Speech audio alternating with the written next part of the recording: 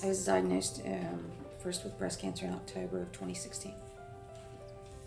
When I was first diagnosed with breast cancer, I knew before I was actually received the diagnosis because I had a large lump and it was very painful, and so I kind of knew what was coming.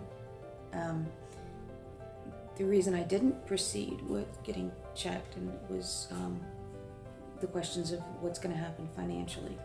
If I can't afford it, my insurance was terrible, so there was a lot of fear as far as if I do get formally diagnosed and I start treatment, how am I going to be able to afford it? So once I did get diagnosed, I was able to do a lot of research and had a lot of friends helping me research, and was able to get insurance through TennCare, so that took a very large burden off of me, is to know that anybody who has breast cancer can get TennCare.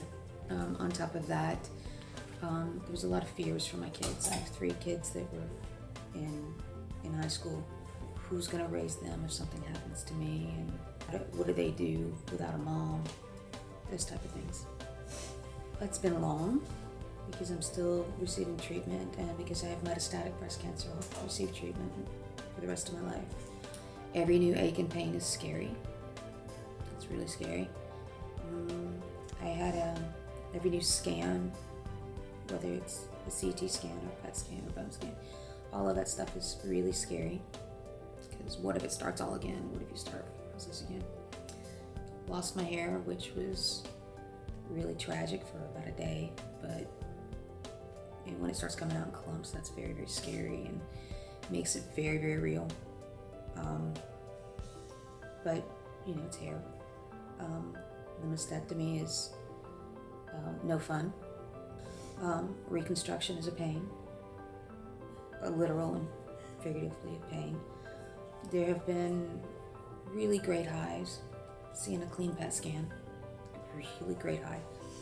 There's been a lot of lows where you're sick and you're tired, but there's worse things in life. I still have a life, so that's the great part. I've still got my kids, and I've still got the people around me who love me, and that's the best part of the process, is really seeing who is there for you and seeing the support where you didn't know you had support come in.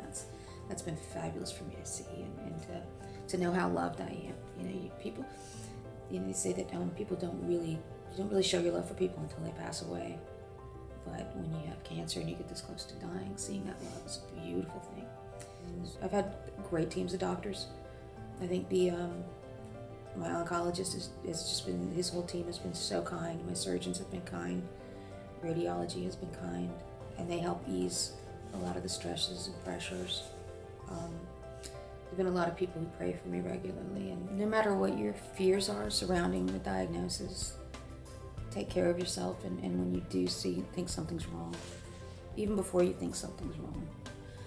My mother was diagnosed when she was in her 40s, which should have made me extra careful, and that was part of my fears too, what if I do have it? So if I can just ignore it, it'll go away. And it doesn't, and I wish I had stepped forward sooner and moved quicker, and then perhaps I wouldn't be at stage 4. I would be at stage 2 and could have surgery, chemo, on with life. But now I'll have to have treatment for the rest of my life, and the survival rate for metastatic breast cancer is very, very low. But had I have been aware, done what I was supposed to do, and gotten my mammograms, then perhaps I wouldn't be in this situation. Breast cancer is very, very treatable. Early stages are very, very treatable. Why would you wait when your chances of survivability are so much higher early on than they are now? I did go to the American Cancer Society early on just to kind of find some options. I was pointed towards some resources, so I did receive some help. I probably should have accessed more. I've learned more about the programs they have now than I did when I was first diagnosed. Something as simple as needing a ride or anything like that, and I didn't know that was anything they offered until they've recently done a lot of advertising with that, and I think that's great, because people just don't have the support I do, and to have that extra layer, I think is something I should have accessed more. One thing I think that I would stress to people going through what I've gone through is your attitude is everything. Keeping a sense of humor about it. We had a big party when I finished chemo, and we had we called it our bye bye boobies party, and we had a cake with it was boob shaped, and instead of nipples they had bees on it, and we did buttery nipple shots, and it was just